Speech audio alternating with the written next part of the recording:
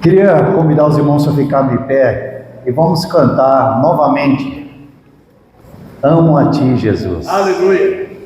Nesses salmos que foram lidos agora, que nós tenhamos esse anelo de suspirar pelo Senhor e declarar: Senhor, eu te amo. Amém. Amo a Ti, Senhor. Aleluia. Vamos cantar isso juntos? Peguei os irmãos de surpresa, desculpe, irmão.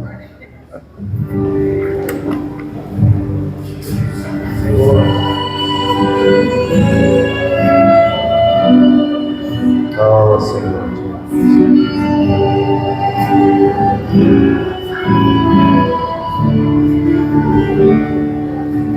Amo a Ti, Jesus. Teu valor ninguém supera.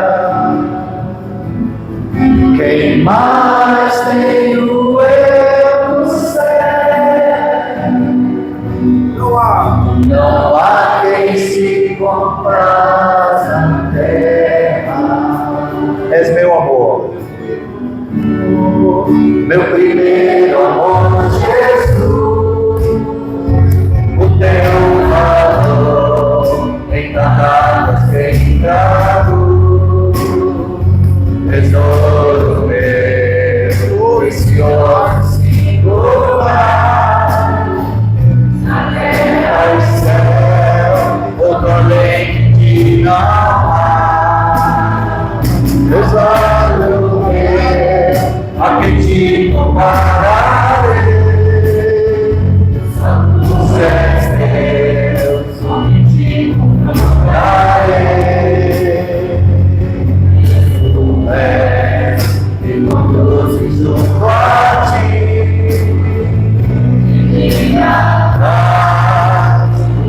Que o mundo aqui. Amo a Ti, Jesus.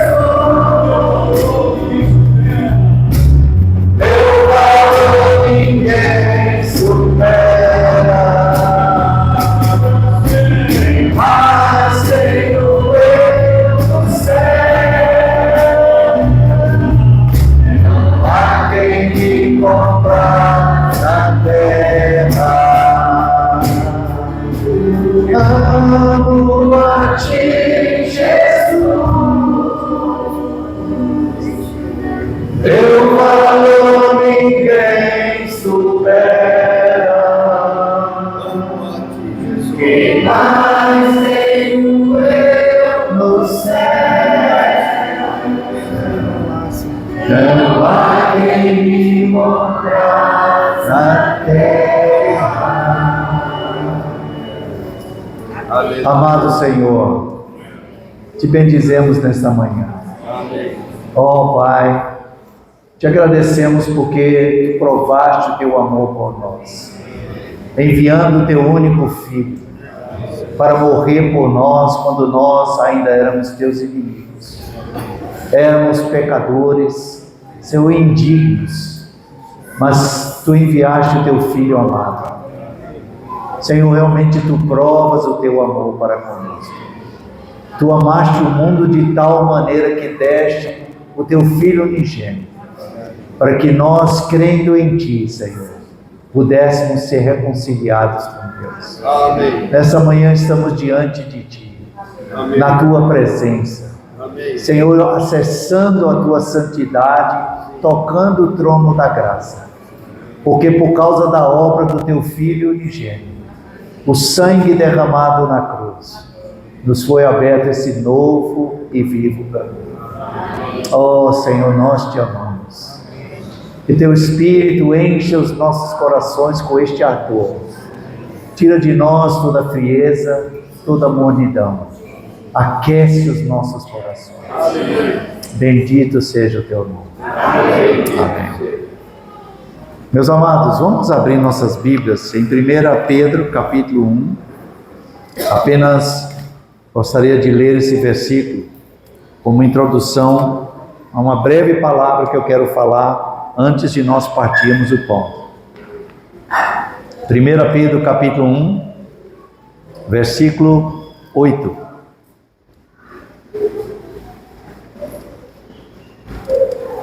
Diz assim: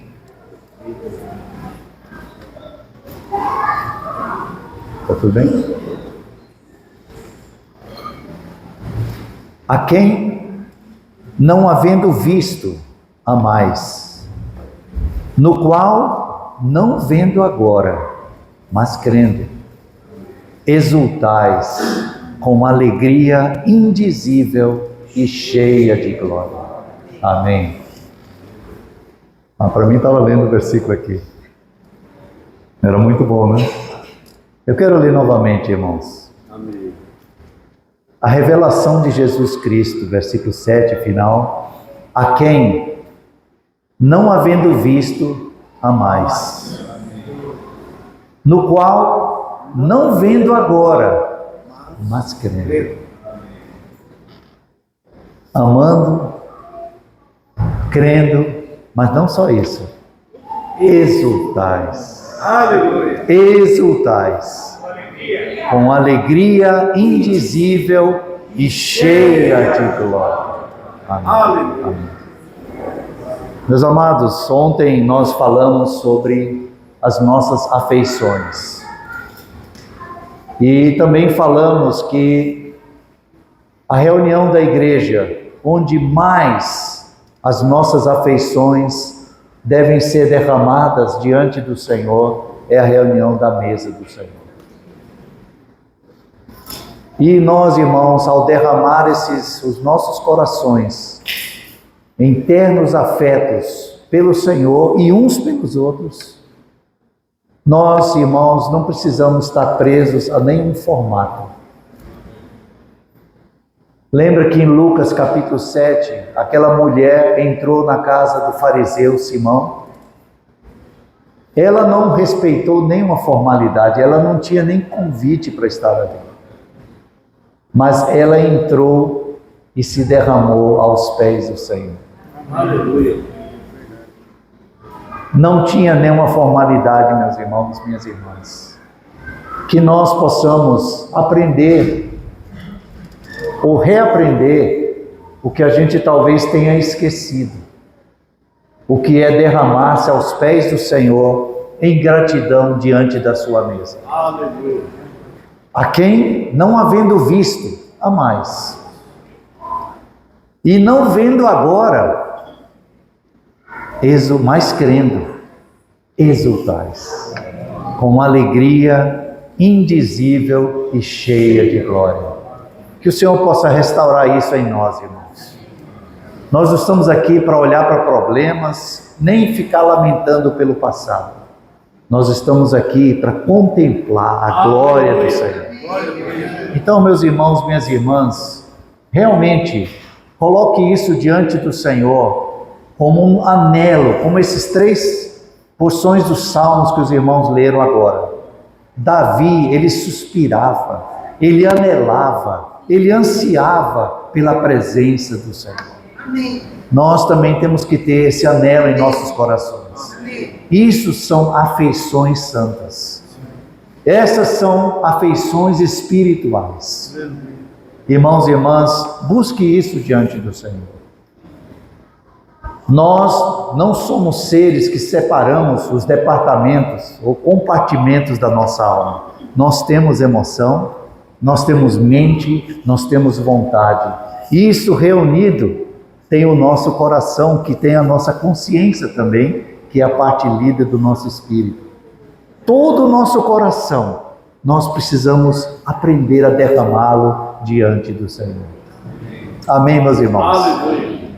Uma breve palavra antes de nós partirmos o pão. Eu queria falar sobre 2 ceias. 2 ceias. Talvez com um intervalo aí de 2 dias apenas. Por favor, abram suas Bíblias em Marcos capítulo 14. Marcos capítulo 14. Eu vou procurar ir até 10h15 no máximo. Então, que o Senhor me capacite. Marcos 14, versículo 3.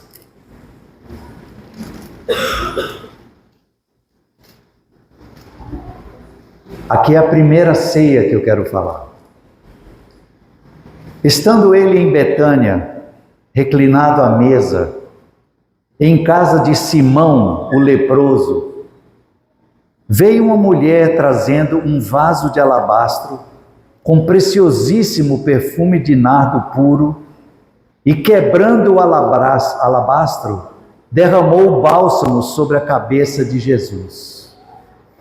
Indignaram-se alguns entre si e diziam: para que esse desperdício de bálsamo? Porque este perfume poderia ser vendido por mais de 300 denários e dar-se aos pobres. E murmuravam contra ela. Mas Jesus disse: deixai-a. Por que a molestais? Ela praticou boa ação para comigo. Ela praticou boa ação para comigo. Essa palavra aqui, a palavra grego kalon. Kalon significa excelente, esplêndida, não somente boa.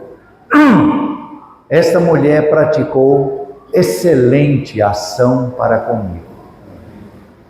Não a molestais, deixai-a. Porque os pobres sempre os tendes convosco, e quando quiserdes, podeis fazer-lhes bem. Mas a mim, nem sempre me tendes.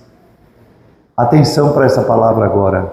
Ela fez o que, irmãos? O Senhor está pedindo para você algo que você não pode? Derramar o seu coração? Você pode derramar o seu coração. Ela fez o que pôde. Meus irmãos, minhas irmãs, o Senhor não pede para nós, na nossa devoção a Ele, que nós lhe entreguemos ou derramemos além do que nós podemos. Mas tantas vezes nós podemos e nós não fazemos. Nós retemos os nossos corações, as nossas emoções, os nossos pensamentos. Nós restringimos e não derramamos nas pés do Senhor. Ela fez o que pôde. Não somente isso, irmãos, mas ela antecipou-se a ungir-me para a sepultura. As afeições santas desta mulher Maria, nós sabemos que é Maria por João capítulo 12. Ela teve uma percepção e um discernimento espiritual pelas suas afeições. Como nós falamos ontem, irmãos, as afeições não são apenas emoções ou sentimentos. Elas também mexem com os nossos pensamentos. E o resultado de pensamentos conquistados pelo amor do Senhor, que está na nossa emoção, resulta em ações. Então esta mulher, ela tomou o que ela tinha de mais precioso, de mais valioso e de maior valor, o salário equivalente a 1 ano de trabalho, que ela derramou diante do Senhor. E nisso ela antecipou-se a ungir-me para a sepultura. Em verdade vos digo, onde for pregado em todo o mundo o Evangelho, será também contado o que ela fez para a memória sua. Irmãos, presta atenção nisso. O Senhor tem em grande valor o nosso derramar-se perante Ele. Eu sou tão pequeno, eu sou tão limitado, o meu amor é tão pequeno ainda, tão restrito, mas irmãos, o que nós derramamos aos pés do Senhor, para Ele é de grande valor. Tem algo mais precioso do que o Evangelho? É o grande amor de Deus provado para nós. Meus irmãos e minhas irmãs, o Senhor colocou a devoção desta mulher no mesmo nível que o Evangelho. Onde for pregado o Evangelho, será lembrado o que ela fez. Então não pense, meus irmãos, minhas irmãs, que o nosso derramado coração diante dele é algo de pequeno significado. O Senhor preza pela nossa devoção. Aleluia. O Senhor preza pelas nossas afeições. Então, irmãos e irmãs, diante da mesa do Senhor, que todos nós sejamos impressionados com o valor que Ele dá dos nossos corações derramados diante dele. Falando de afeições, nós não temos muita informação aqui sobre este homem, Simão o leproso. Mas algumas deduções nós podemos fazer. E eu quero que os irmãos pensem junto comigo. Simão o leproso. Os irmãos acham que ele ainda estava leproso? Não. Casa de Simão o leproso. Quem estava sentado à mesa? O Senhor. Então, eu quero tocar as afeições de Simão o leproso. Como é que ele estava? Coração derramado também. Amém. Casa de Simão o leproso. Estava com uma alegria indizível. À mesa, uma ceia para o Senhor. Casa de Simão o leproso. Por favor, abra em João capítulo 12, a mesma situação. Não é outra ceia, é a mesma.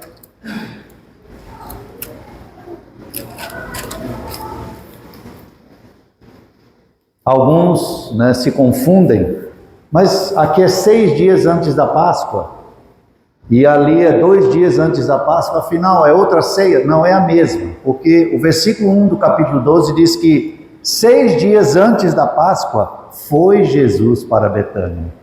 E não diz que ele teve esta ceia 6 dias antes, mas ele estava em Betânia. E o capítulo 14 de Marcos fala que 2 dias antes da Páscoa, os sacerdotes conspiravam com a morte do Senhor. Então, provavelmente, esta ceia na casa de Simão foi de fato 2 dias antes da morte do Senhor. Então, veja aqui, capítulo 12. 6 dias antes da Páscoa, foi Jesus para Betânia, onde Lázaro, a quem ele ressuscitara dentre os mortos, deram-lhe, pois, ali uma ceia. Marta servia, sendo Lázaro um dos que estavam com ele à mesa. Então Maria, tomando uma libra de bálsamo, de nardo puro, muito precioso, ungiu os pés de Jesus e os enxugou com seus cabelos. Encheu-se toda a casa com o perfume do bálsamo. Então, lá em Marcos 14, nós vemos que era a casa de Simão leproso. Aqui eles estavam sentados à mesa. Quem? Simão, o leproso. Lázaro, que havia ressuscitado dentre os mortos. Marta, que agora, nós estávamos falando isso hoje mais cedo, né, irmã? Marta agora, ela estava servindo, mas com seus olhos aonde? No Senhor. Não mais naquela primeira ida a Betânia, que ela só via 2 coisas, as coisas e Maria. Por que Maria não veio me ajudar? Mas agora Marta servia, mas os seus olhos estavam postos no lugar certo, não mais nas coisas, seus olhos estavam postos no Senhor que estava à mesa. E Maria, ela então quebra este vaso aos pés do Senhor. Aqui diz que ela ungiu os pés do Senhor. Lá em Marcos 14 diz que ungiu a sua cabeça. Provavelmente fez tudo isso, né? A cabeça e os pés. Não vamos entrar nos detalhes disso agora por causa do tempo. Mas o que eu quero colocar, meus irmãos, nesta primeira ceia em que foi oferecida ao Senhor, havia um ambiente, meus irmãos, dos que estavam presentes ali, de grande afeição, de grande devoção, grande amor e gratidão ao Senhor. Os irmãos percebem? Os irmãos conseguem, entrar nesse ambiente daquela ceia, naquela noite, 2 dias antes do Senhor, ser traído e entregue. Foi dada uma ceia ao Senhor, e os corações ali estavam cheios de ações de graças, cheios de gratidão, cheios de devoção e cheio de afeições pelo Senhor, a ponto de quebrar-se um frasco de alabastro de grande valor, e toda a casa foi tomada por aquele perfume. Meus irmãos, minhas irmãs, as reuniões da ceia do Senhor devem ser tais reuniões. Nós precisamos oferecer um banquete, uma ceia para o Senhor,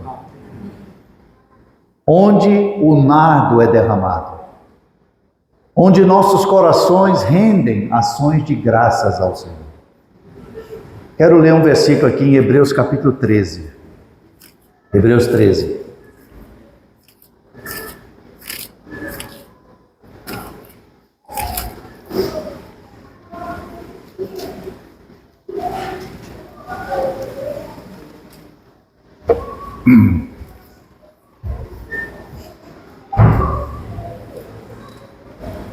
Versículo 15 diz assim: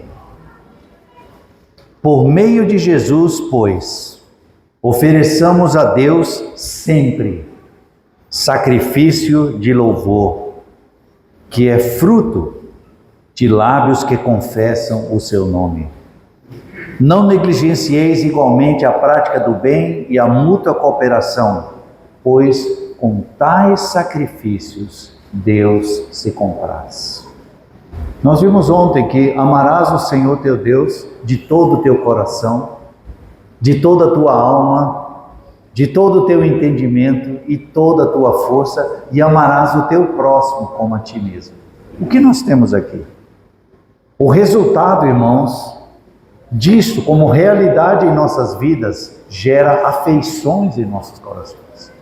E essas afeições nos fazem fazer o quê? Oferecer sacrifício de louvor. Ofereça, meus irmãos, sacrifício de louvor. Quando você senta aqui, não recline na cadeira só para ver o que os irmãos vão fazer. Eu estava comentando com o irmão Sérgio: Vinícius, é muito bom ter irmãos com um espírito cheio de vigor e frescor espiritual que nos ajudam a conduzir nas reuniões. Mas o outro lado disso é que nós podemos simplesmente sentar e assistir. Nós, irmãos, precisamos ter, ao nos reunirmos, a iniciativa de oferecer sacrifícios de louvor ao Senhor. Amém. Você nunca ora quando você reúne com os irmãos? Quando se canta um hino, você não tem um sentimento de orar? Quando se lê uma porção da palavra, o seu coração não é levado a se derramar em oração e ações de graças? Se isso não está acontecendo, precisa checar as suas afeições. Porque nós precisamos, irmãos, aprender a oferecer sacrifícios de louvor. Amém. Aprenda, meu irmão. Aprenda, irmão. Exercite-se a oferecer sacrifícios de louvor. O final do versículo 16 diz o quê? Pois com tais sacrifícios Deus se compraz.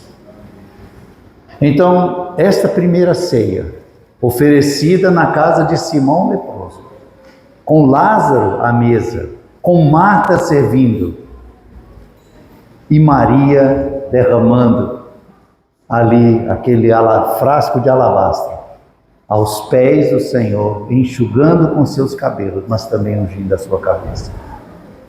Esse é o ambiente da ceia que nós oferecemos ao Senhor. Mas eu falei que ia falar de duas ceias. Agora vamos para a segunda ceia. Volte para Marcos 14.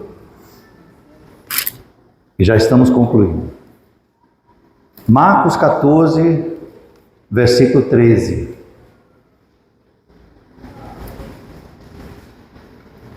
Então, enviou 2 dos seus discípulos, dizendo-lhe: Ide à cidade, e vos sairá ao encontro um homem trazendo um cântaro de água. Segui-o, e dizei ao dono da casa, onde ele entrar, que o mestre pergunta: onde é o meu aposento, no qual hei de comer a Páscoa com os meus discípulos?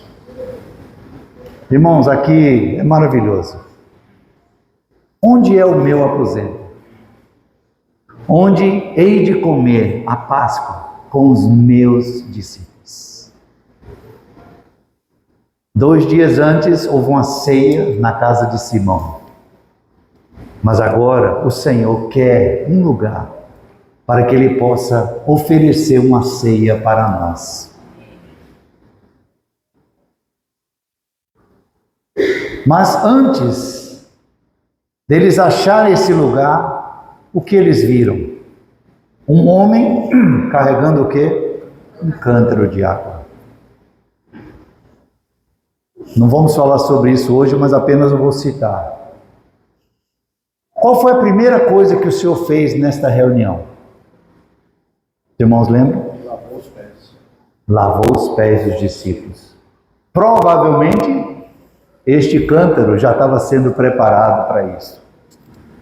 Então, meus irmãos, a primeira coisa que o Senhor faz, quando Ele nos convida a cear, é nos lavar de toda a poeira deste mundo. Aleluia. Todas as ansiedades desta vida. Para nós estarmos nos deleitando, né, na presença do Senhor, porque Ele quer ter comunhão conosco.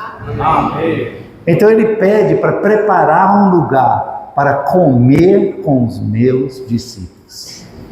Então, de um lado, nós precisamos oferecer esta ceia ao Senhor. Mas do outro lado, irmãos, o Senhor quer ceiar conosco. Então, este ambiente onde nós estamos reunidos, o Senhor nos convida para ceiar com Ele. Ele quer a nossa presença. E o versículo, então, 22 deste mesmo capítulo diz assim: E enquanto comiam, tomou Jesus um pão e, abençoando, o partiu e lhes deu, dizendo: Tomai, isto é o meu corpo. É interessante, irmãos, aqui no Marcos ele foi econômico. Ele não disse: isso é meu corpo que é dado por vós, fazei isto em memória de mim, como Lucas fala em 22. Mas ele diz o quê? Tomai, comei. Tomai, isto é o meu corpo. Irmãos, o Senhor, nesta ceia, Ele se dá por nós. Tomai, isto é o meu corpo. Ele se dá por nós. Tomai, isto é o meu corpo. Versículo 23, a seguir, tomou Jesus um cálice, e tendo dado graças, o deu aos discípulos, e todos beberam dele. Então lhes disse: isto é o meu sangue, o sangue da nova aliança, derramado em favor de muitos. Derramado em favor de muitos. Simão, o leproso, Lázaro, Marta, Maria, estavam ali reunidos em Betânia, e eles deram uma ceia para o Senhor, e Maria derramou o nardo. Mas agora o Senhor, Ele diz: tomai, isto é o meu corpo. E o cálice, este cálice é o meu sangue, o sangue da nova aliança, derramado em favor de muitos.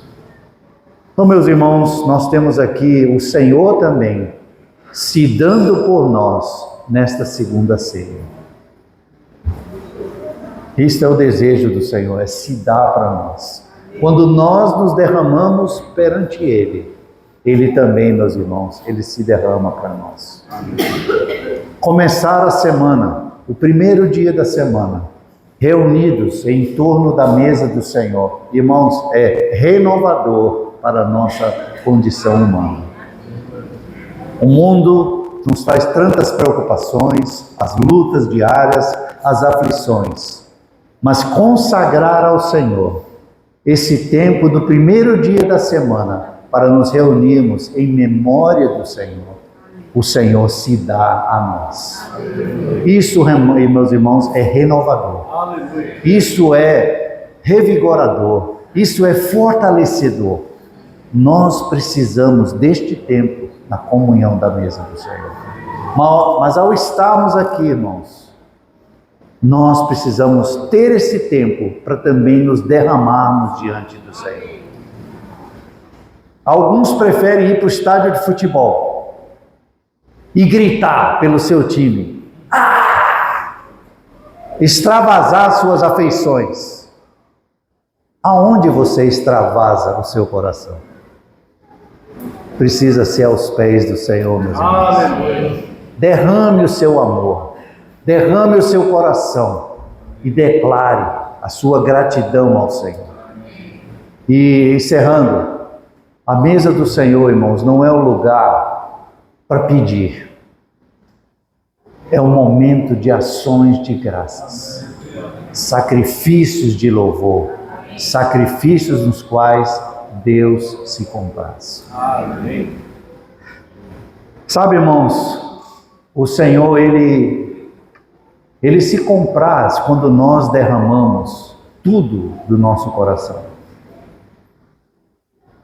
Maria, ela derramou o que ela tinha de mais precioso. Lembra daquela viúva que depositou 2 moedinhas no gasofilácio? Uma viúva. O Senhor diz que o que ela depositou foi mais do que todos aqueles que da sua abundância depositaram, porque ela deu tudo que possuía, todo o seu sustento. O que é isso, irmãos? Afeição. Afeição. Então, meus irmãos, minhas irmãs, quando nós nos reunirmos, o que você está entregando para o Senhor? Eu espero que você entregue as suas 2 moedas. Que você também quebre o seu frasco de alabastro e derrame aos pés do Senhor. Eu anotei um trecho aqui muito precioso do comentário devocional de Marcos, do irmão Campbell Morgan. Ele disse assim: sejamos vigilantes com nossas emoções. Quem as domina? Quem as inspira? É o ego ou Cristo? Se for Cristo, podemos confiar em nossas emoções e podemos também obedecê-las. Recusemo-nos a escutar o cálculo mecânico, aritmético, acurado, prudente, demoníaco, que nos queira impedir de desperdiçar.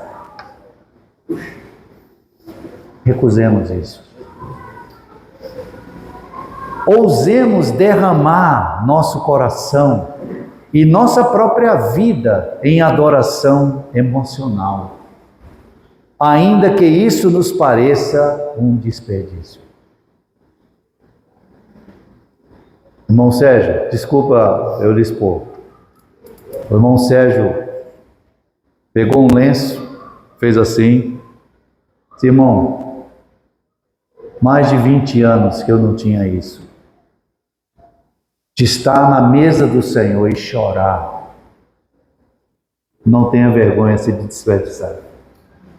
É isso que nós precisamos, irmãos, resgatar e restaurar em nossas vidas. Não tenha medo de derramar o seu coração. Aleluia. Ousemos derramar nosso coração e nossa própria vida em adoração emocional, ainda que isso nos pareça um desperdício. Alguns de nós podem afirmar que se ao menos o Senhor estivesse aqui em nosso meio... se o Senhor estivesse aqui era diferente.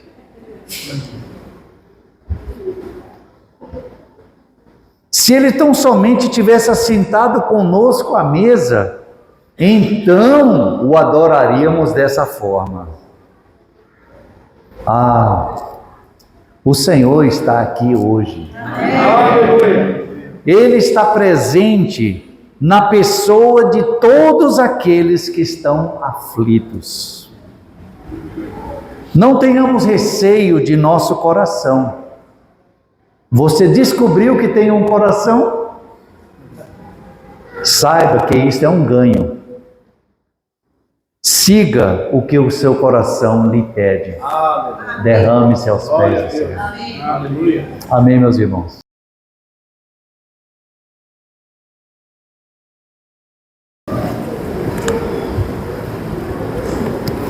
Num banquete, não tem só um prato, tem muitos pratos. Como ontem à noite, o jantar que os irmãos e as irmãs prepararam foi um banquete tão delicioso, né? E na mesa do Senhor, meus irmãos, é esse banquete que o Senhor põe para nós. Aleluia. Então, realmente que nós possamos, buscar renovar a nossa experiência de devoção ao Senhor diante da sua mesa. Aleluia. Hoje talvez a gente passou um pouco do tempo, mas isso para nós é um aprendizado, sabe, irmãos e irmãs? Sinto que nós precisamos realmente reconsiderar o que é reunir em memória do Senhor. Então, este tempo que nós gastamos na mesa do Senhor, meus irmãos, é um tempo muito, muito importante. E o Senhor realmente, Ele se compraz na devoção e adoração do seu povo. Amém. Aleluia. Irmãos, eu gostaria nessa manhã então de dar sequência no que nós começamos ontem, hoje pela manhã também na mesa do Senhor, avançamos um pouco com respeito à realidade espiritual e às nossas afeições. Queria colocar 4 palavras junto para que nós possamos considerar ao longo do que nós vamos meditar nessa manhã na palavra. Afeições, sentimentos, pensamentos e ações. Afeições, sentimentos, pensamentos e ações. Creio que do que nós meditamos até aqui, está claro que as afeições, irmãos, não são apenas sentimentos, mas são motivações fortes na nossa alma que determinam quem nós somos e o que nós fazemos. Isso são afeições. Então, de fato, irmãos, não é somente viver uma vida cristã de emoções, nem buscar uma vida cristã árida e seca, só buscando conhecimento intelectual das Escrituras, mas de fato, a mescla de todo o nosso coração, esquadrinhado pelo Senhor, como nós vimos ontem, possa ocupar cada espaço do nosso ser. Sejamos saturados e permeados pelo amor do Senhor.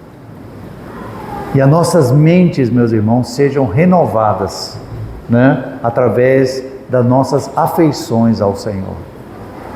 Claro, em 2 mensagens não dá para a gente esgotar o assunto, mas eu peço que os irmãos e irmãs orem sobre isso, meditem sobre isso, busquem nas Escrituras mais entendimento sobre as afeições espirituais.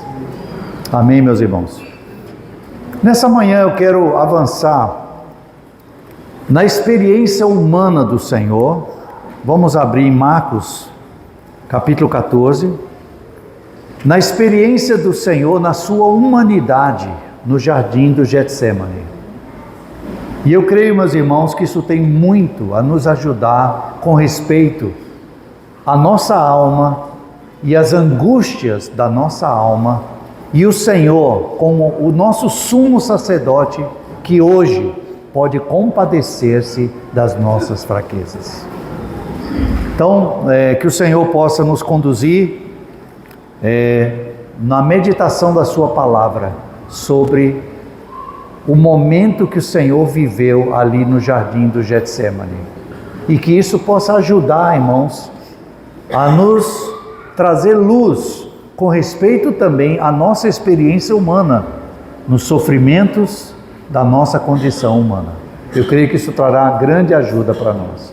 Como nós falamos sobre nossas afeições, que dizem respeito às nossas emoções, os nossos pensamentos e as nossas ações, mas dentro deste ambiente da nossa alma, nós temos situações que nós passamos por sentimentos, emoções que foram também vividos, irmãos, pelo Senhor Jesus como homem aqui na terra.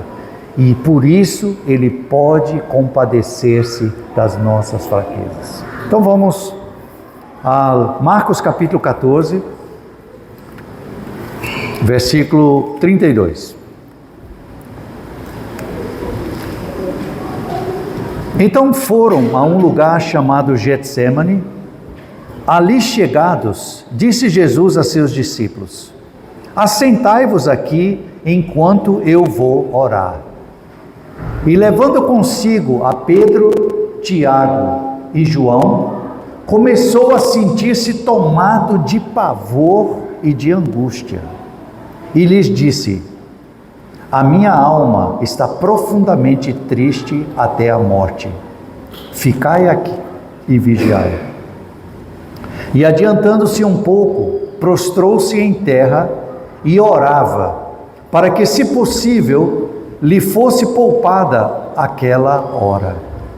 E dizia: Abba, Pai, tudo te é possível, passa de mim este cálice, contudo, não seja feito o que eu quero, e sim o que tu queres.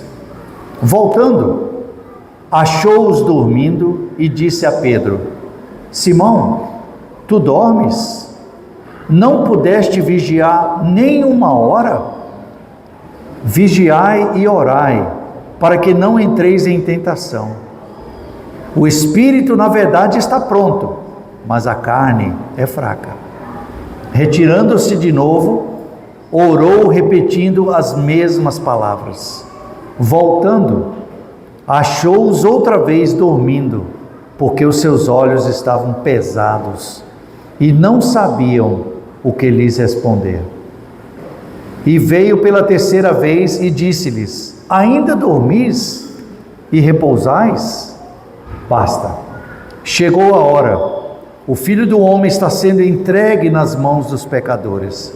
Levantai-vos, vamos, eis que o traidor se aproxima. Na leitura deste trecho, irmãos, se você considerar essas 4 palavras que nós falamos: afeições, sentimentos, pensamentos e ações, os irmãos conseguem enxergar isso nesse texto? Os sentimentos da alma de Jesus, homem, são claramente manifestos aqui, mas também o seu pensamento, a sua vontade. Mas nesta vontade conquistada pelas afeições pelo Pai, Abba, Paizinho, Abba, Pai, ele então coloca a sua vontade debaixo da vontade do Pai. E ele coloca a atitude da oração como o caminho para nós lidarmos com as angústias, as agonias e as tristezas da nossa alma. Sabe, irmãos e irmãs, nós temos uma tendência em nossas vidas, nos momentos de tristeza profunda, angústia, pavor, nós, como uma tartaruga, nos retraímos em nós mesmos. Mas a primeira coisa que nós aprendemos aqui nesse trecho, irmãos, é que o Senhor repartiu o que estava na sua alma. Hoje, dos irmãos que oraram aqui ao partir o pão, os irmãos oraram, 2 irmãos falaram assim, no sentido do nosso desperdiçar aos pés do Senhor. Que nós não sejamos ridículos, não temos vergonha disso, ou desprezados. Mas sabe, irmãos, Deus manifestado na carne, na pessoa do seu Filho, o homem Jesus, agora ele fala para 3 dos seus discípulos. Versículo 33. Versículo 34. A minha alma está profundamente triste até a morte. Muitos que não entendem o que aconteceu no jardim do Getsemane, eles falam que foi um momento de fraqueza do homem Jesus. Na verdade, não. Eu falei agora mais cedo de 2 ceias, não foi? A ceia na casa de Simão e a ceia que o Senhor estabeleceu ali no cenáculo. Agora nós temos neste último dia, antes da morte do Senhor, na morte do Senhor, nós temos 2 jardins. São 2 jardins. Esse dia começa com um jardim e ele termina com um jardim. Começa no jardim do Getsemane e termina no jardim aonde o Senhor foi sepultado. Não é tão belo isso, irmãos? Este dia começa com um jardim e termina num jardim. São 2 jardins também. Mas neste momento, meus irmãos, o que estava acontecendo? O Senhor antecipou todo o sofrimento que ele tomaria sobre si ali na cruz. Então, o Getsemane, esse nome significa prensa de azeite ou lagar de azeite. É onde a azeitona é premida para poder extrair o azeite, o óleo. Então, jardim ali aos pés do Monte das Oliveiras, logo após o ribeiro de Cedron. Quando eles saíram do cenáculo, eles cantaram um hino e foram caminhando em direção ao Monte das Oliveiras. E nesta caminhada eles passam então pelo templo e eles saem de Jerusalém pela porta, por uma das portas, e eles agora estão caminhando e eles passam pelo ribeiro de Cedron, onde tem ali muitas oliveiras, figueiras e plantações. Então ele vai para o jardim do Getsemane. É muito belo, irmãos, quando você lê João capítulo 13, 14, 15, 16 e 17. Tudo aquilo, meus irmãos, aconteceu nestas horas. João 13, 14, 15, 16 e 17. Então o Senhor sai com seus discípulos, cantaram um hino, terminou aquela reunião onde ele estabeleceu a sua ceia, e eles então vão caminhando, e nesta caminhada há 2 possibilidades. Uma, que nas portas do templo estavam entalhadas como se fossem videiras, ou a própria plantação de videiras ali junto ao ribeiro de Cedron.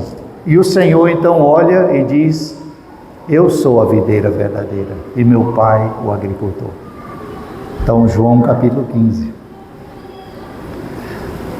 E ele caminha e ele fala o capítulo 16 também. E nesta caminhada ele para e ele faz uma oração ao Pai, João 17. Então veja quanta riqueza naquele dia, mas agora o início de um novo dia, que é o dia que o Senhor seria morto, ele começa no jardim. Então provavelmente aqui nós já estamos além da meia-noite, já era madrugada do novo dia, começa no jardim. E aqui, meus irmãos, é muito impressionante alguns termos que o Espírito Santo deixou registrado para nós meditarmos. Olha o versículo 33. Levando consigo a Pedro, Tiago e João, começou a sentir-se tomado de pavor e de angústia. Jesus, homem, Deus manifestado na carne, na sua humanidade agora, ele começou a sentir-se tomado de pavor e de angústia. Meus irmãos, assim, eu não sei se você já passou por isso na sua vida. Procura relembrar na sua vida momentos em que você sentiu-se tomado de pavor e de angústia, por diferentes situações, circunstâncias na nossa vida, onde fomos tomados, irmãos, de angústia, de pavor e de profunda tristeza.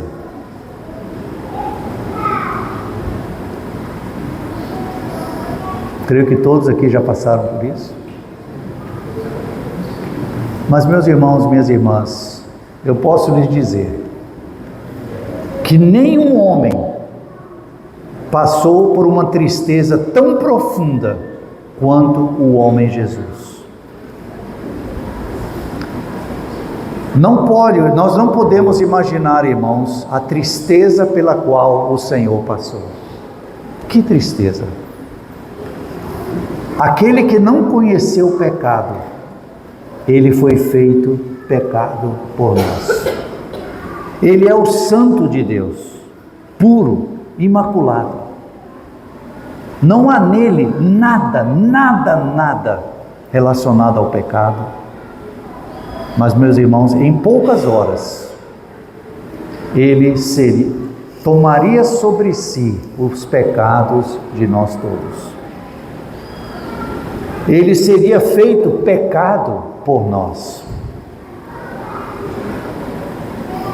O castigo que traz a nós a paz estaria colocado sobre ele. E ele seria desamparado pelo Pai, porque Deus, ao olhar para ele, ele seria apenas pecado. Os nossos pecados estariam sobre ele. E ele então antecipou este momento em que ele perderia a comunhão com o Pai. Nós vamos falar um pouco mais adiante sobre isso. Então, neste momento, a tristeza dele, meus irmãos, não é porque Judas iria traí-lo, não é porque Pedro iria negá-lo, não é porque os discípulos iriam abandoná-lo, porque o Senhor restauraria Pedro. O Senhor também orou em João 17, ele preservaria os discípulos, mas a sua profunda tristeza era porque ele perderia a presença do Pai, e nunca na existência dele e na eternidade ele perdeu a presença do Pai. Então, neste momento ali no Getsemane, ele estava sendo prensado como azeitona. Getsemane, prensa de azeite. O Senhor, ele antecipou todo o sofrimento pelo qual ele iria passar. Em Marcos capítulo 10, versículo 45, que é um grande divisor desse evangelho de Marcos, né? O Senhor Jesus disse: pois o Filho do Homem não veio para ser servido, mas para servir e dar a sua vida em resgate por muitos. Então, o Senhor, Ele cumpriu até o capítulo 10, versículo 44, Ele veio como servo perfeito do Pai. O servo perfeito de Jeová. Apenas para encorajar os irmãos, nós, o Zaga sabe disso, nós estamos terminando de estudar o Evangelho de Marcos. Marcos é o Evangelho do servo. Apresenta o Senhor Jesus como servo perfeito de Deus. E nós tivemos direção do Senhor de meditar sobre os 4 cânticos do servo no livro de Isaías. 700 anos antes do Senhor Jesus se encarnar como um homem, o profeta Isaías, ele foi levado pelo Espírito Santo a enxergar como seria o servo perfeito de Jeová. Então, os 4 cânticos do servo são belíssimos. Então, encorajo os irmãos depois a estudarem isso. Como é belo! São cânticos ou poemas, não é? E o 4º cântico do servo, sabe qual é? Isaías 53. Que na verdade começa no capítulo 52, versículo 13. E ele, então, 52, 13, todo o capítulo 53 é o 4º cântico do servo. O primeiro cântico, Isaías 42, eis aqui o meu servo, o meu escolhido, sobre o qual derramei o meu espírito, nele está o meu prazer. Esse é o primeiro cântico, e assim por diante, mas apenas para encorajamento. Então, quando nós, irmãos, olhamos para o Senhor Jesus na sua humanidade, em todo o seu agir, em todo o seu viver, nós vemos, irmãos, o viver do servo perfeito de Deus. Ele é o nosso modelo como servo. Mas agora esse homem como servo, ele está no jardim e ele antecipa o seu sofrimento que aconteceria dentro de poucas horas ali na cruz. Meus irmãos, ao meditar e ao considerar o que aconteceu ali no Getsemane, nós devemos fazê-lo, meus irmãos, com muita reverência, porque nós estamos pisando em terra santa.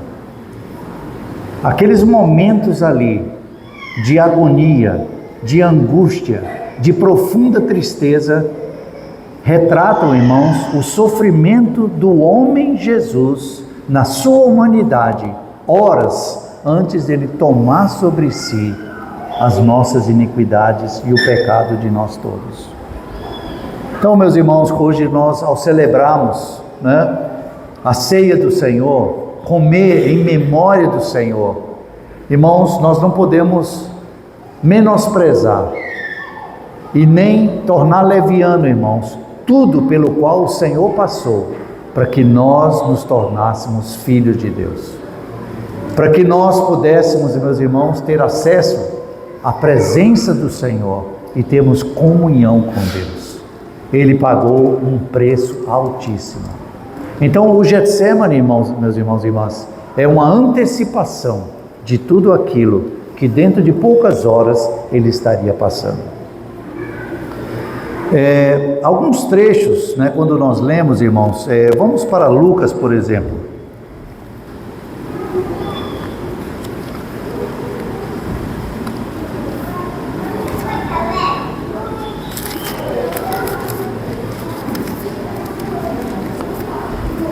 Lucas capítulo 22,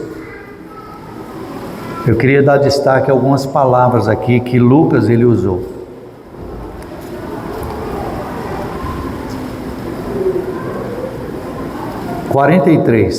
Desculpa, 44. Ele diz assim: estando em agonia, orava mais intensamente, e aconteceu que o seu suor se tornou como gotas de sangue caindo sobre a terra. Existe um fenômeno raro na medicina que é hematidrose. Sabe que a nossa pele, né, nós temos as glândulas sudoríparas, por onde nós suamos, né? E como é que o suor sai? Ao redor das glândulas sudoríparas existem pequenos capilares sanguíneos, por onde passa o sangue, né? Vem o sangue arterial e volta o sangue venoso. Em torno então das glândulas sudoríparas existem então pequenos capilares, assim, microscopicamente visíveis. Quando alguém está sob um estresse tão intenso que pode levar a uma elevação da pressão arterial, isso pode levar então um extravasamento de sangue junto com o suor. Esse fenômeno raro, mas é um fenômeno que é descrito na medicina, hematidrose.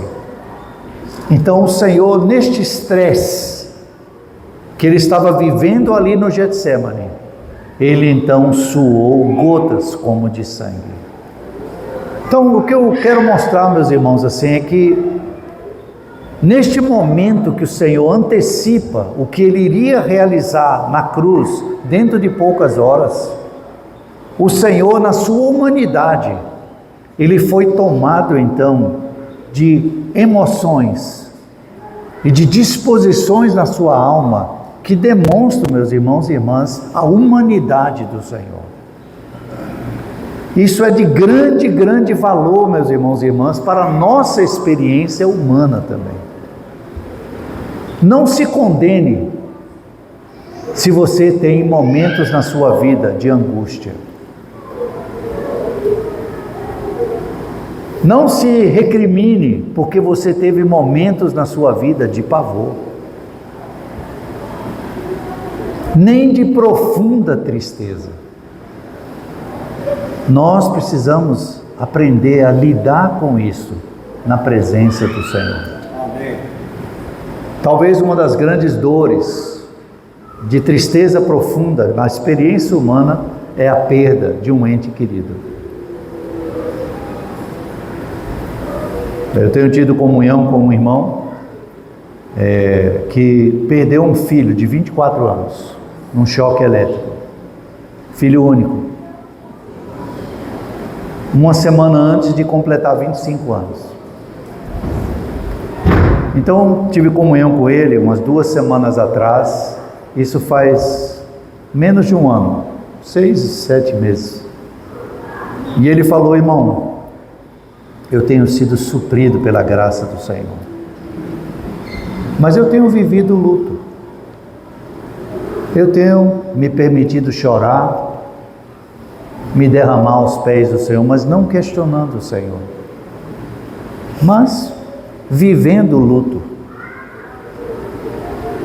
É uma tristeza profunda. Mas, meus irmãos, ele disse: meu irmão, eu tenho provado da graça do Senhor me sustentando, mesmo diante disso. Ele mora numa pequena cidade e todo mundo se conhece, né? Todo mundo sabe como o filho morreu. Então ele está no supermercado, está no posto de gasolina, seja onde for, as pessoas: olha, eu soube e tal, eu sinto muito e tal.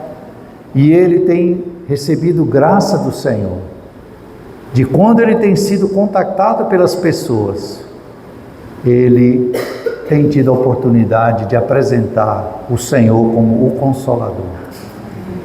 E as pessoas não entendem como a graça do Senhor tem sustentado esse irmão. Diz: claro, irmão, então eu agora eu procuro fazer o supermercado em outra cidade. Eu procuro abastecer em outra cidade, porque senão as pessoas sempre vêm, né? E às vezes até mexem mais ainda com a ferida da tristeza que está, né, começando a cicatrizar. Mas o que eu quero mostrar nisso, irmãos, é que é normal da nossa condição humana passarmos por situações onde a nossa alma, ela passa por sofrimento, por angústia, por medo, por pavor. E o nosso Senhor, ele passou por tais experiências na sua humanidade. Oh, meus irmãos e irmãs, isso aumenta o nosso apreço pelo Senhor. Não é verdade? Então o Senhor, Ele, ao tomar sobre si as nossas dores, Ele também tomou as nossas angústias, os nossos medos, as nossas tristezas, as nossas debilidades, Ele tomou sobre si. Alguns interpretam equivocadamente Isaías 53, quando Ele tomou sobre si as nossas enfermidades. Então, se você crê no Senhor e você toma posse do que Cristo fez, você não vai ter doenças. Mas, irmãos, o nosso corpo ainda está sujeito à natureza do pecado. E como consequência do pecado, vem a morte. E a morte é antecipada por doenças. Então, esse tipo de pensamento é uma interpretação equivocada de Isaías 53. Mas, ao passar, meus irmãos e irmãs, por dores, por aflições, por angústias, por tristezas profundas, nós temos um sumo sacerdote que pode compadecer-se das nossas fraquezas, porque ele foi tentado em todas as coisas, a nossa semelhança, mas sem pecado. Isso é maravilhoso, meus irmãos e irmãs. Precisamos considerar isso quando nós estivermos lidando com esses momentos da nossa alma. Mas aqui também, meus irmãos e irmãs, tem uma grande lição espiritual para nós. Nesses momentos, em vez de nós fugirmos e nos trancarmos dentro da caverna, sozinho, nós precisamos, irmãos, fazer como o Senhor fez. Prostrar-se aos pés do Pai. Irmãos, nestas horas da nossa vida, como nós precisamos orar. Como nós precisamos nos derramar na presença do Senhor. Colocando diante dele as nossas angústias, nosso pavor, a nossa agonia. Essa palavra é usada somente uma vez no Novo Testamento, agonia, e referindo-se ao sofrimento e angústia do Senhor ali no Getsemane. Então a lição que nós tomamos, irmãos, pelo modelo do Senhor, é que nas horas de angústia, de pavor, de agonia e de profunda tristeza, o que fazer? O espírito está pronto, mas a carne é fraca. Orai e vigiai. Nós precisamos orar. Vamos rapidamente, irmãos, a Lucas capítulo 18. Lucas 18.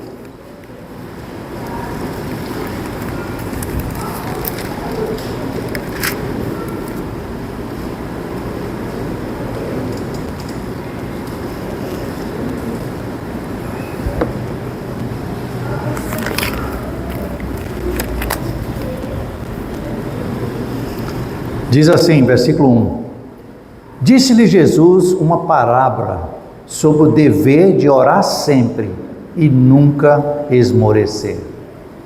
Acho muito assim preciosa a maneira que o Espírito Santo levou Lucas a descrever a apresentação desta parábola.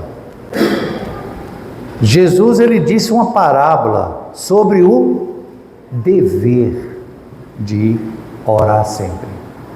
Sabe, irmãos e irmãs, quando nós falamos sobre as angústias, os sofrimentos, as tristezas, o medo, o pavor, a agonia. Você já teve agonia? Eu já tive. E a melhor coisa nessas horas, irmãos, é a oração. É um dever que cabe a nós.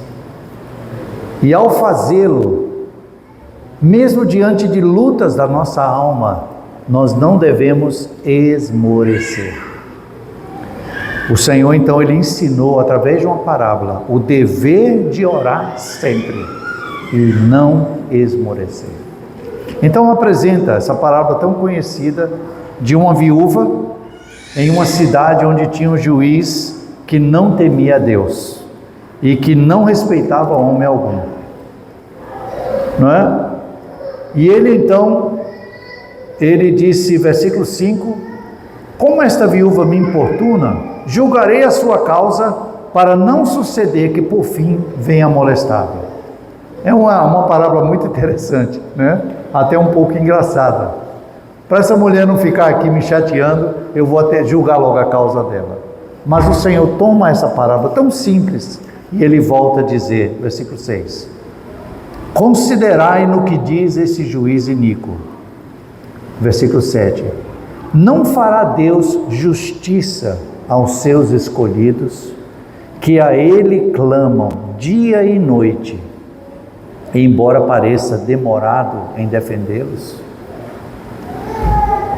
Irmãos, a oração é para que o Senhor traga a sua justiça para esta terra. Então, nós, irmãos, filhos de Deus, temos o dever da vida de oração. É um dever orar sempre.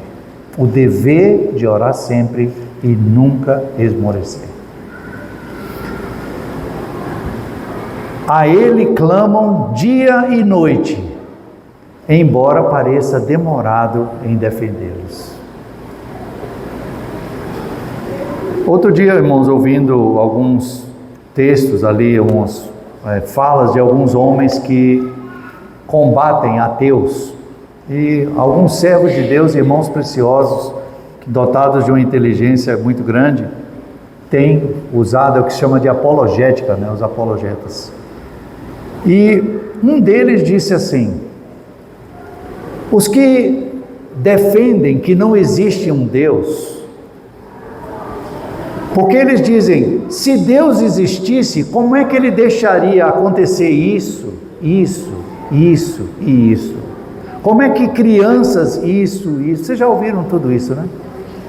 Que criança nasce assim, e por que pessoas morreram assim, e aconteceu assim com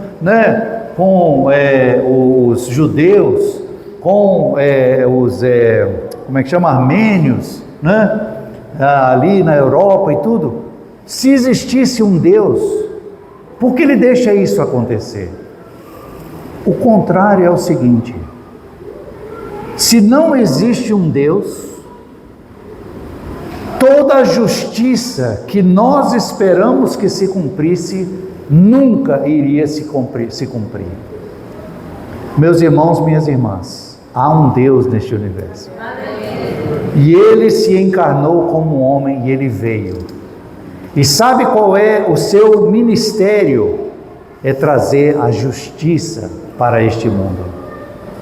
Por fim, meus irmãos, as nações, os povos, as ilhas, Isaías 42, elas clamam pelo quê? Elas esperam o quê? Que a justiça seja feita.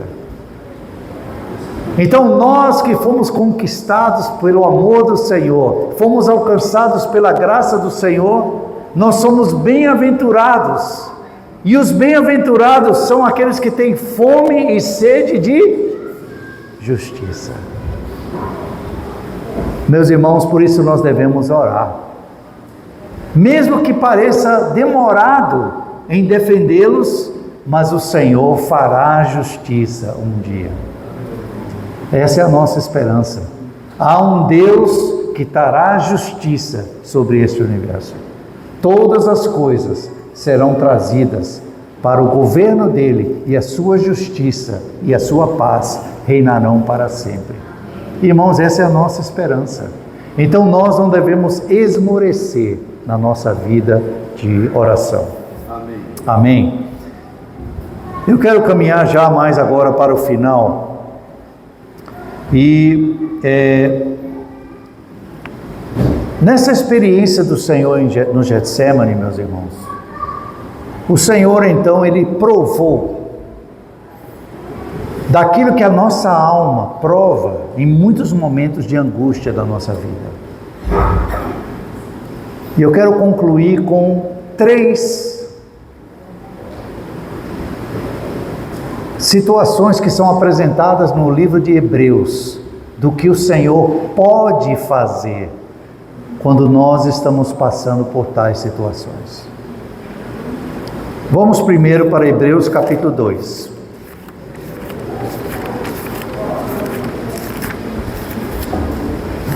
Hebreus capítulo 2.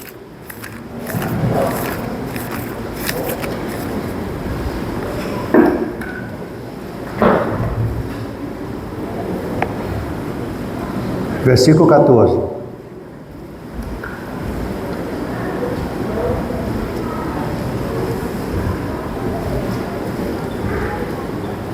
Diz assim: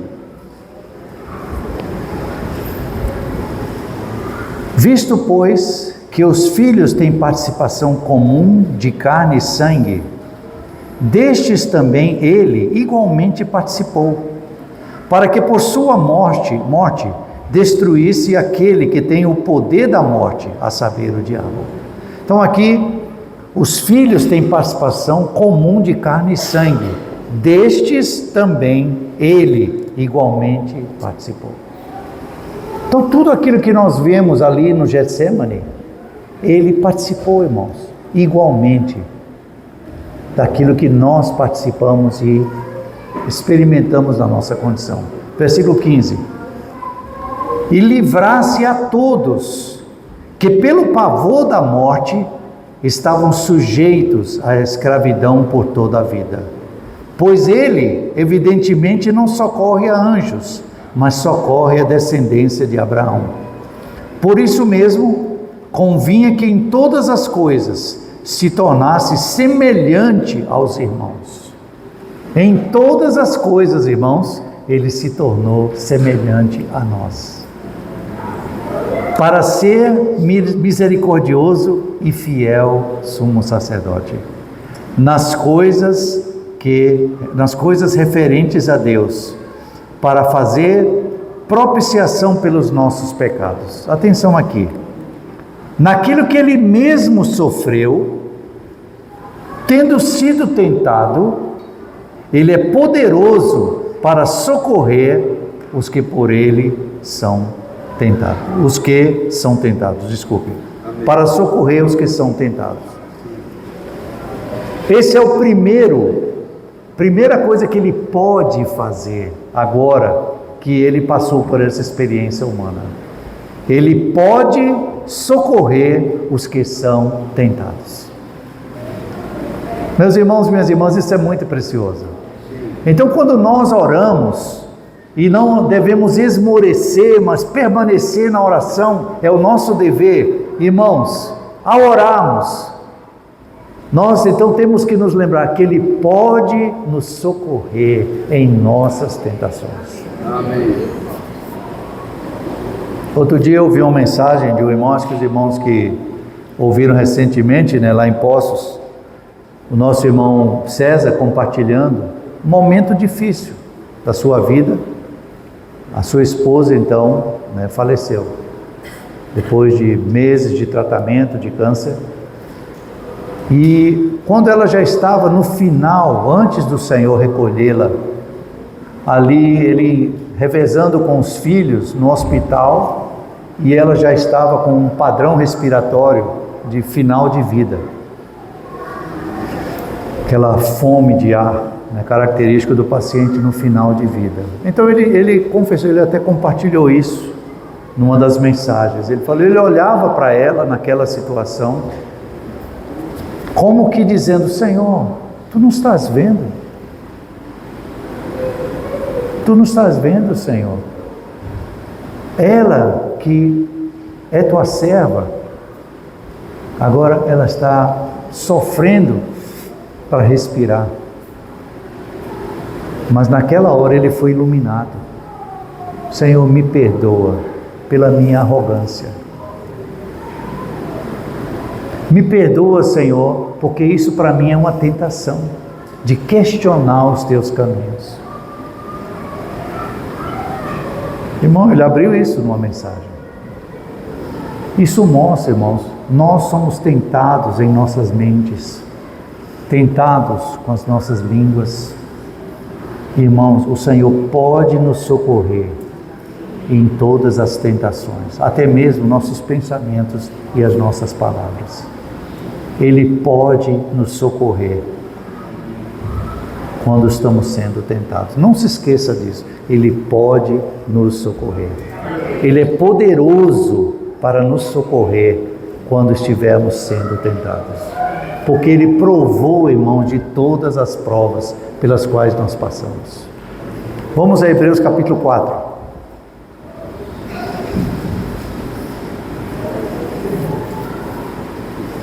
Versículo 14. É o segundo pode, Ele pode. Tendo, pois, a Jesus, o Filho de Deus, como grande sumo sacerdote que penetrou os céus, conservemos firme a nossa confissão. Porque não temos sumo sacerdote que não possa compadecer-se das nossas fraquezas. Antes, foi Ele tentado em todas as coisas à nossa semelhança, mas sem pecado. Acheguemo-nos, portanto, confiadamente junto ao trono da graça, a fim de recebermos misericórdia. Irmãos, quando nas nossas fraquezas nós pensamos ou nós desfalecemos, nos abatemos, irmãos, Ele pode nos socorrer em nossas fraquezas.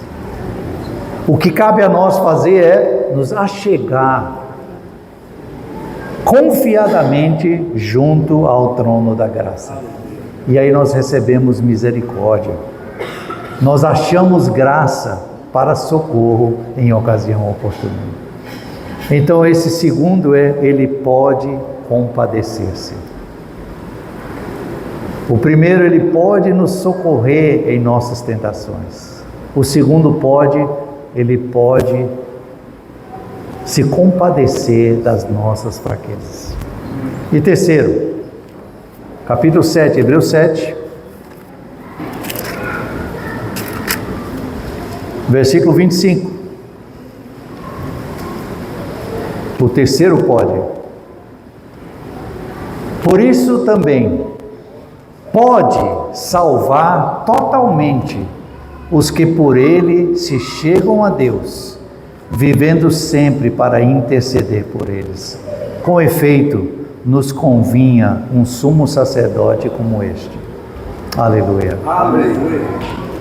Então, meus irmãos e irmãs, nas nossas afeições, sentimentos, pensamentos e ações, mesmo na nossa fragilidade humana, em momentos de angústia, de pavor, de agonia, de profunda tristeza, nós temos esse sumo sacerdote que passou por tudo isso, meus irmãos e irmãs, e Ele pode nos socorrer em nossas tentações. Ele pode se compadecer das nossas fraquezas e Ele pode nos salvar totalmente. Então, meus irmãos, assim, é uma palavra realmente de grande encorajamento para nós. Aleluia. Quando nós falamos das nossas afeições, nós temos nas afeições as nossas debilidades, mas o Senhor pode nos socorrer. Ele pode se compadecer e Ele pode nos salvar totalmente. Aleluia. Amém, meus irmãos? Amém. Que o Senhor possa nos encorajar, meus irmãos, nas nossas lutas diárias, as provas, as aflições, todas as situações que passamos, que nós possamos nos fortalecer no Senhor e jamais esmorecer. Amém. Amém? Vamos encerrar por aqui, irmãos. Vamos orar.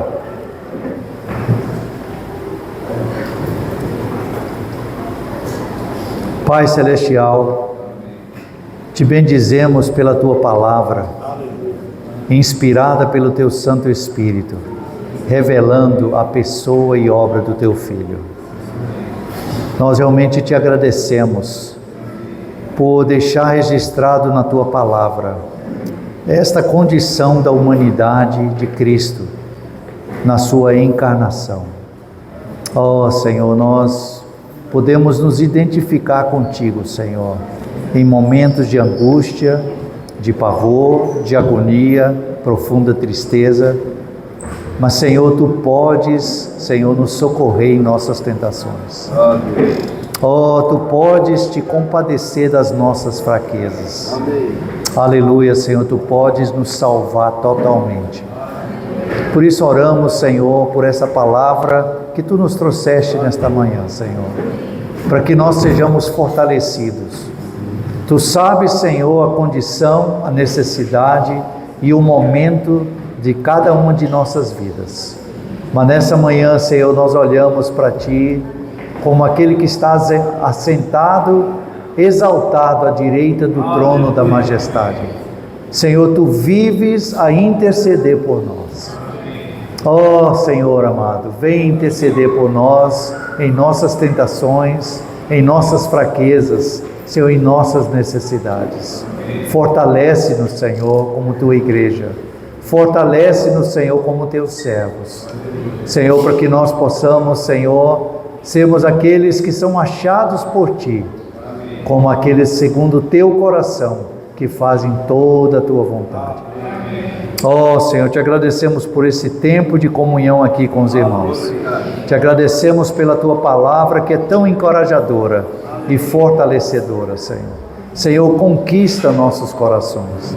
Continua pelo Teu Santo Espírito, esquadrinhando os nossos corações, alargando nossos corações, para que sejam mais e mais conquistados por Ti. Ó Senhor, nós oramos confiados na Tua fidelidade. Ouve o clamor da Tua igreja. Ó Senhor, nós oramos em nome de Jesus. Amém. Glória ao Senhor. Amém. Glória ao Senhor.